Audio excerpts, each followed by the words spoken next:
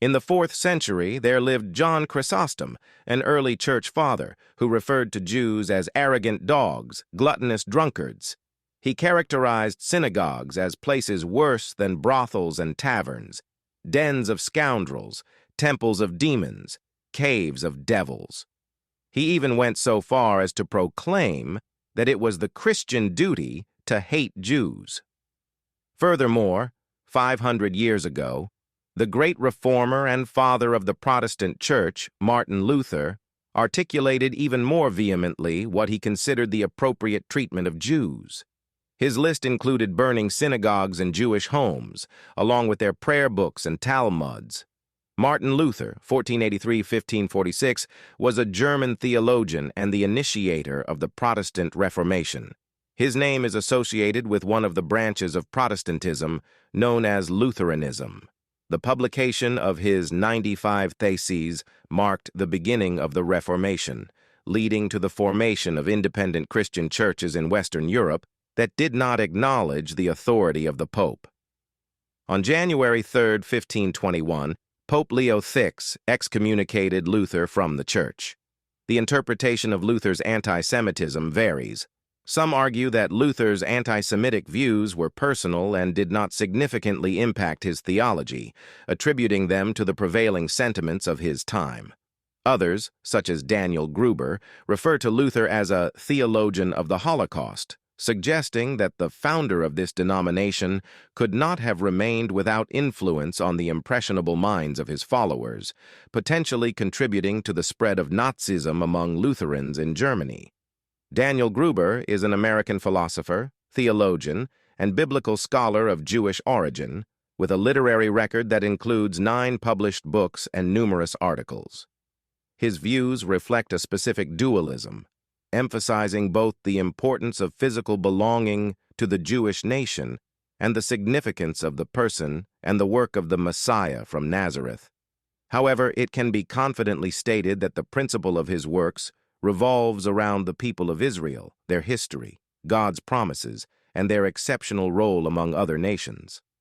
Martin Luther, though considered a reformer and spiritual leader of the Protestant Reformation, expressed anti-Semitic views in some of his publications. In 1543, he wrote a treatise titled On the Jews and Their Lies, Von den Juden und ihren Lügen, in which he espoused anti-Semitic ideas and called for the persecution of Jews. In this treatise, Luther described Jews as enemies of Christianity, accusing them of spreading false religious doctrines. He proposed banning Jews from practicing their religion, burning their synagogues, and expelling them from Germany.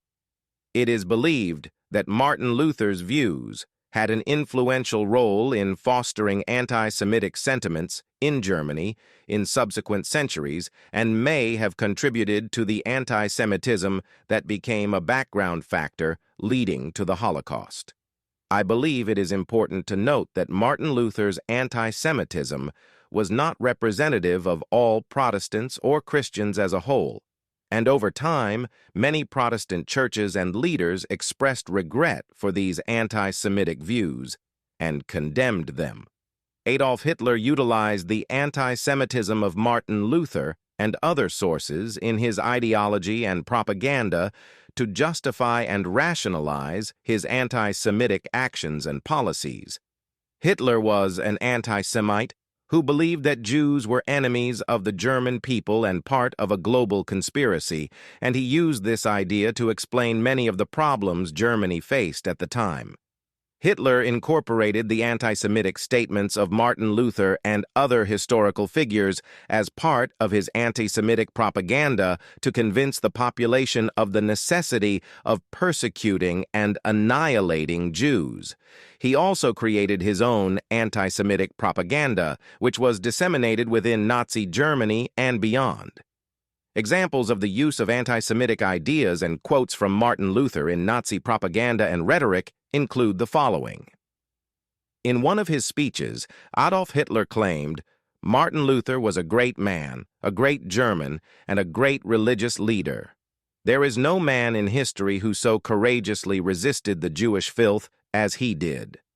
Nazi propaganda actively quoted Martin Luther's anti-Semitic statements from his treatise on the Jews and their lies, and used them to support the ideology of anti-Semitism in Nazi Germany. It is crucial to recognize that while Martin Luther's views were certainly influential in certain contexts, they cannot be solely blamed for the horrors of the Holocaust. The Holocaust was a complex historical event with numerous contributing factors, and it would be an oversimplification to attribute it solely to one individual's beliefs. In public events and books, Nazi propaganda would claim that Martin Luther was a precursor to the Nazi struggle against the Jewish world conspiracy, and that his anti-Semitic ideas validated the correctness of Nazi policies towards Jews. These examples demonstrate that the Nazis attempted to use the name of Martin Luther and his anti-Semitic views to legitimize and support their anti-Semitic ideology and policies. Thus, it can be said that Hitler utilized the anti-Semitism of Martin Luther and other sources as one component of his ideology and for legitimizing the anti-Semitic policies of the Nazi regime. Martin Luther's anti-Semitism is often attributed to his personal weakness or mental deterioration in his later years. This is incorrect for two reasons. Firstly, he had a predisposition towards hatred from the beginning. Secondly, anti-Semitism is embedded in his theology itself. Luther despised the Jews of the Bible just as much as the Jews of his time. His theology justified and gave rise to the Holocaust. He fully earned the designation of theologian of the Holocaust, hatred and theology. At the outset, in his struggle against the papacy, Luther made some compassionate statements regarding Jews. He commented, "Therefore, view the kindness and severity of God." Despite this lesson, many astonishingly exalt themselves and call the Jews dogs or cursed or insult them with other rude words, although they themselves do not know what kind of people they are and what their standing is in the eyes of God. People desire to convert Jews either by force or by denunciatory speeches. May God forbid them. Luther wanted the Jews to convert and become Christians. Nevertheless, he recognized that the greatest obstacle to this was the Church. In a pamphlet titled Jesus Christ Weisborn a Jew, Luther wrote, "If the apostles, who were also Jews, had dealt with us Gentiles as we Gentiles deal with Jews, there would never have been a single Christian from among the Gentiles. For our fools, popes, bishops, sophists, and monks, the big stuffed sausage heads, have behaved toward the Jews in such a manner that one who wished to be a good Christian was compelled to become a Jew. If I were a Jew and saw such blockheads and numbskulls governing and teaching the Christian faith, I would rather become a sow than a Christian." Yeshua said, "For by your words you will be justified, and by your words you will be condemned." Matthew 12:37. Martin Luther, through his own offensive outbursts, curses directed at the Jewish people, and his calls for their destruction far exceeded those he criticized. In this regard, no one could overshadow him. Luther's anti-Semitism did not start in his old age. It was present in his words from the very beginning. His compassionate remarks were a simple tactic to intensify his attacks on the papacy. His Commentary on Romans is considered one of the most influential books of all time. It formed a significant part of the foundation of the Reformation. The book was compiled from sermons Luther delivered in 1515-1516, a year or two before he posted the 95 Theses on the church door in Wittenberg. Much of the letter to the Romans discusses the continued special role of the Jewish people in God's plan of salvation for the world. However, Luther interprets the book mainly in two ways. Either he says nothing at all, or distorts the text significantly to make some disparaging remark. I believe that some of his comments on chapter 11 of the letter to the Romans reveal how he approached the biblical text. Paul begins this chapter by affirming God's faithfulness despite Israel's sin. I ask then, has God rejected his people? By no means. For I myself am an Israelite, a descendant of Abraham, a member of the tribe of Benjamin. God has not rejected his people whom he foreknew. It is essential to recognize the complexity and contradiction in Luther's theology and writings, as he held both the idea of the Jews playing a special role in God's plan and expressed deeply anti-Semitic views at different points in his life. His legacy continues to be a topic of debate and scrutiny in theological and historical discussions. Luther's commentary on Romans includes the statement, "The Jews have assumed that they are God's people simply because the Gentiles were not his people." It's important to clarify that in making this comment, Luther was expressing his own interpretation and perspective, which may not align with the historical and theological views of Judaism. From a Christian perspective, Luther was highlighting a theological argument regarding the relationship between Jews and Gentiles in the context of salvation through faith in Christ. In the biblical passages you mentioned, such as Exodus 3:10 and Deuteronomy 7:6, it is evident that God had a unique relationship with the people of Israel and had chosen them as his special people. However, Luther's comments in his commentary on Romans reflect his theological stance on the role of faith in Christ as the means of salvation for both Jews and Gentiles. In the latter part of Romans 11, the Apostle Paul explains that the partial blindness of some Israelites to the good news is temporary. This blindness serves as a means to open the doors of salvation to the Gentiles. Paul expresses the belief that God will ultimately end this blindness, because in terms of the good news, the Jews are enemies for the sake of the Gentiles, but in terms of election, they are beloved for the sake of the patriarchs. The interpretation of these biblical passages can vary depending on one's theological perspective and context, and Luther's comments should be understood within the framework of his own theological beliefs. Luther's interpretation of the text is indeed notable for its strong language and theological perspective. In his commentary on Romans, Luther suggests that the term enemies should be understood passively, meaning that the Jews deserve to be hated.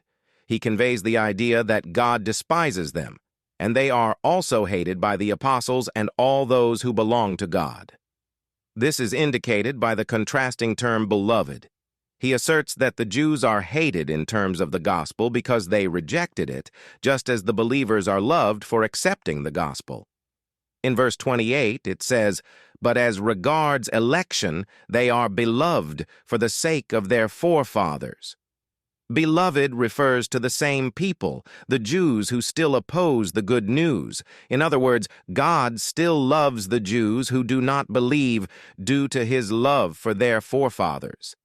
It's important to recognize that Luther's interpretation of this text reflects his own theological perspective and beliefs, which were shaped by the context and controversies of his time. Luther was known for his strong and sometimes harsh theological positions, and his commentary on Romans is a reflection of his particular theological framework. Interpretations of biblical texts can vary widely among theologians and scholars, and Luther's approach is just one among many. Understanding the historical and theological context of his writings can help shed light on his particular perspective on these passages. It's clear that Martin Luther's theological views and interpretations of biblical passages, especially those related to the Jewish people, were deeply rooted in his understanding of salvation by faith alone. Luther's strong stance on justification by faith apart from works of the law was a central tenet of his theology and played a significant role in his views on the Jews. Luther believed that good works had no role in salvation and that faith in Christ was the only means of salvation. In this theological framework, he saw the rejection of Christ by the Jews as a rejection of faith itself. Therefore, he expressed strong criticism and even hostility toward those who did not accept Christ, including the Jewish people. His interpretation of passages like Genesis 12:3, where God promises to bless those who bless Abraham and curse those who curse him, was influenced by his theological perspective.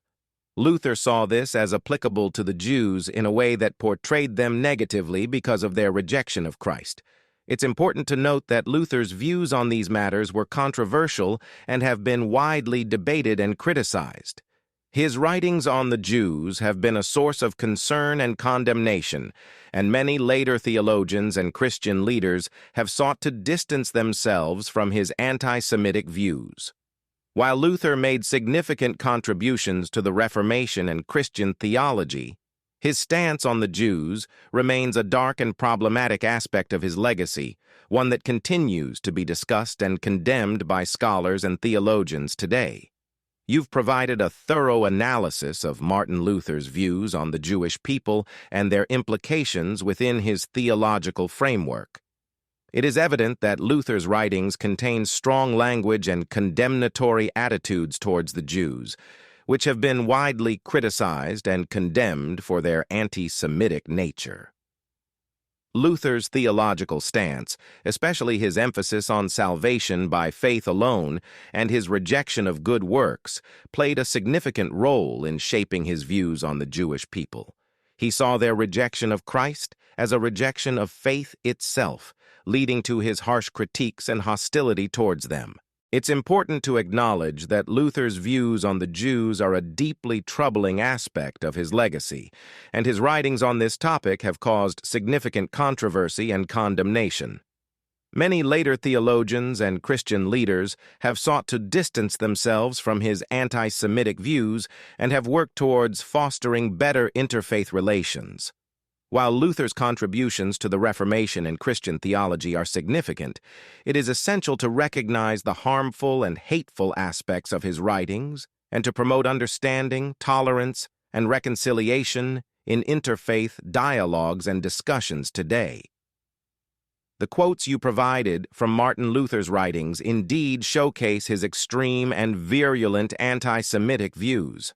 Luther's writings contained not only theological critiques of Judaism, but also strong calls for discrimination, persecution, and violence against Jewish people. His words dehumanized Jews, portraying them as enemies and criminals deserving of harm. It is essential to acknowledge that such views and rhetoric have caused immense harm throughout history, contributing to anti-Semitic sentiments and actions in subsequent centuries, including the persecution of Jews in Nazi Germany. Luther's anti-Semitic writings have rightfully been condemned and are a dark stain on his legacy. It is crucial to approach historical figures and their writings with a critical eye, recognizing both their contributions and their flaws. In Luther's case, his theological ideas played a significant role in the Protestant Reformation, but his anti-Semitic writings must be unequivocally rejected and condemned. Many modern scholars and Christian leaders have repudiated Luther's anti-Semitic views and have worked towards promoting tolerance, understanding, and reconciliation among different religious communities. You've provided further examples of Martin Luther's virulent anti-Semitic views from his writings. It is indeed clear that Luther's rhetoric was extremely hateful and prejudiced against Jews. He associated his condemnation and curses of Jews with Jesus, portraying them as evil, vindictive, and essentially in league with the devil. This type of rhetoric is deeply troubling and has caused significant harm throughout history. It is essential to emphasize that Luther's anti-Semitic views were not limited to Jews alone. He held negative opinions about other groups, including Catholics, Muslims, and even fellow reformers. His attitudes toward various groups reflected the complexities of his time, and they can be seen as a reflection of the broader religious and political conflicts of the era.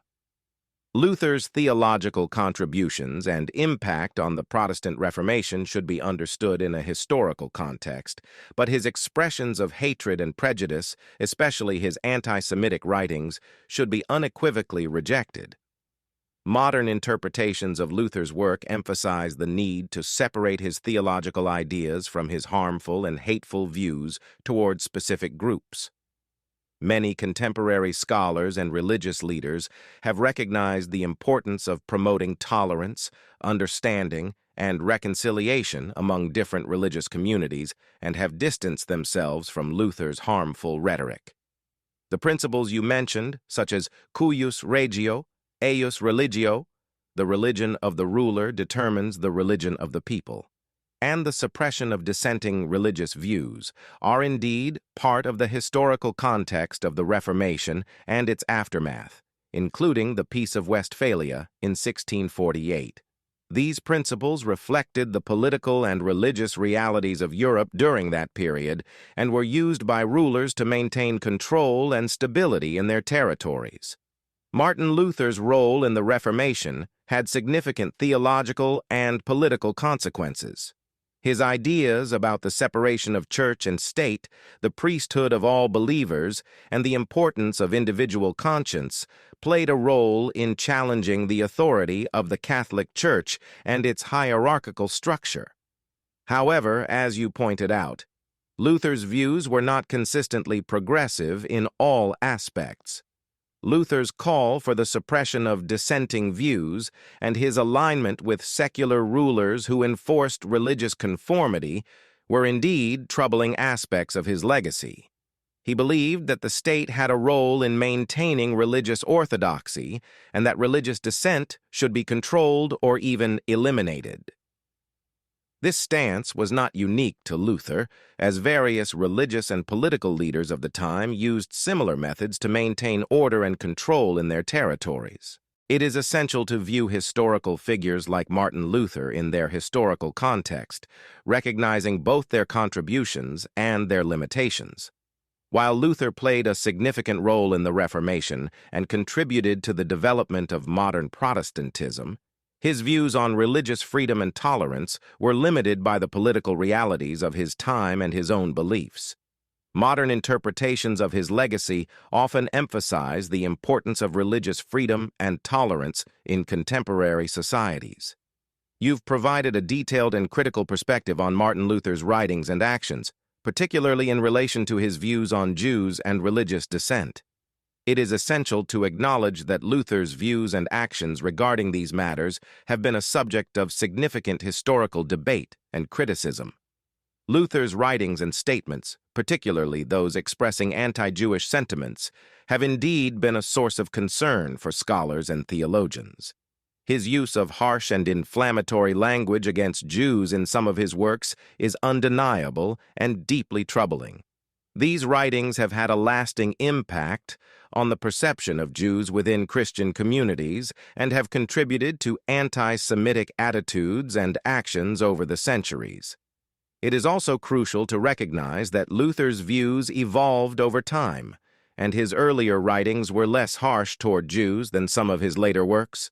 Nonetheless, there is no doubt that he held prejudiced and hostile views toward Jews in his later years. The relationship between Luther's theology and his views on Jews and religious dissent is complex and contested among scholars. While Luther's theological contributions have had a significant impact on the development of Protestantism, his views on religious freedom, the role of the state, and the treatment of dissenters have been subject to criticism and debate. Regarding your comparison between Luther and Hitler, it is essential to approach historical comparisons cautiously, as the historical contexts, motivations, and actions of these two figures were vastly different. While some have drawn parallels between Luther's anti-Jewish writings and Nazi ideology, it is a complex and contentious issue that requires careful examination. Ultimately, Martin Luther was a historically significant figure who made important theological contributions and played a pivotal role in the Protestant Reformation. However, his writings and views on certain matters, including his anti-Jewish sentiments and attitudes toward dissenters, are deeply problematic and have rightly been criticized by scholars and religious leaders. It is essential to approach historical figures with a critical and balanced perspective, acknowledging both their contributions and their flaws. You make a valuable point about the historical representation of the church and the synagogue in art and the importance of remembering and learning from the past. The sculptures depicting the church and the synagogue, as you described, have been present in European art for centuries and reflect a complex history of Christian-Jewish relations. The fact that some Christians throughout history have contributed to hatred and injustice, against the Jewish people is a painful reality. It is essential to acknowledge and address this history, as it can serve as a reminder of the consequences of prejudice and discrimination. The recent efforts to improve relations between Christians and Jews are indeed positive steps, and fostering understanding and dialogue between these two communities is crucial for promoting tolerance and combating anti-Semitism. You are absolutely right that it is essential for people, especially Christians, to be aware of the history of anti-Semitism and prejudice to prevent its recurrence. Educating oneself about the past and promoting tolerance, respect, and empathy toward all people, regardless of their religion or ethnicity, is essential for building a more inclusive and harmonious society. By acknowledging the mistakes and prejudices of the past, individuals and communities can work toward a future where hatred and discrimination are replaced by understanding and cooperation. You've provided a thoughtful and powerful message about the importance of acknowledging the history of anti-Semitism, learning from it, and actively working to combat it in the present and future. It is crucial for individuals and communities to remember the Holocaust and the devastating consequences of hatred and prejudice. Your reference to Genesis 12:3, which states, "I will bless those who bless you, and whoever curses you I will curse," highlights the significance of supporting and blessing Israel. Many people of faith, including Christians, understand the biblical importance of standing with the Jewish people and working to counter anti-Semitism. Your emphasis on God's chosen people, the people of Israel, and the divine connection between God and Israel is significant in the context of understanding the Judeo-Christian relationship and the shared history and values of these two faiths. Promoting dialogue, understanding, and tolerance among people of different faiths and backgrounds is crucial to building a more compassionate and harmonious world. By learning from the past and actively working against anti-Semitism, individuals and communities can contribute to a brighter and more inclusive future. The unbreakable connection between God and Israel has been a topic of both reverence and contention throughout history. For some, the notion of God choosing a specific people, or the idea that Israel, like all humanity, remains unworthy of divine grace, can be disconcerting. However, this enduring bond highlights the intricate relationship between God and the Jewish nation. In challenging times, it becomes paramount to stand in solidarity with the Jewish people and embrace their shared identity with the nation of Israel. This sentiment stems from the recognition that history is fraught with attacks against the Jewish community, and collective support is essential to combat prejudice and hatred. The Holocaust stands as a somber reminder of the consequences of unchecked discrimination and anti-Semitism. During this dark period, the Nazis compelled Jewish individuals to wear yellow stars adorned with the Star of David as a means of identification. It is crucial to remember the actions of those who demonstrated empathy and unity in the face of hatred, such as King Christian X of Denmark. His proposal that perhaps we should all wear the Star of David symbolizes the importance of collective solidarity during times of crisis. Furthermore, the historical silence observed in many churches during the Nazi era serves as a stark reminder of the need to confront prejudice and discrimination in all forms. Acknowledging this dark chapter in Christian history underscores the importance of actively combating anti-Semitism. In conclusion, the intertwined relationship between God and Israel is a topic that has stirred both admiration and discomfort. However, in times of adversity, it is essential to align ourselves with the Jewish people and their connection to Israel. The lessons from history emphasize the significance of standing alongside the Jewish community and actively working to eradicate discrimination and hatred. In times of adversity, small acts of kindness and solidarity can have a profound impact. They can serve as a powerful antidote to discrimination and hatred, uniting communities and fostering understanding. One such heartwarming story comes from Billings, Montana, a town that chose to stand together with its Jewish residents during a challenging period. When a brick was hurled through the window of a Jewish home during Hanukkah, the residents of Billings responded with an inspiring display of unity. Instead of allowing the Jewish community to feel isolated or victimized, the entire town decided to light menorahs and place them in their windows as a symbol of solidarity. This remarkable gesture sent a clear message. Hatred and discrimination would not be tolerated in their community.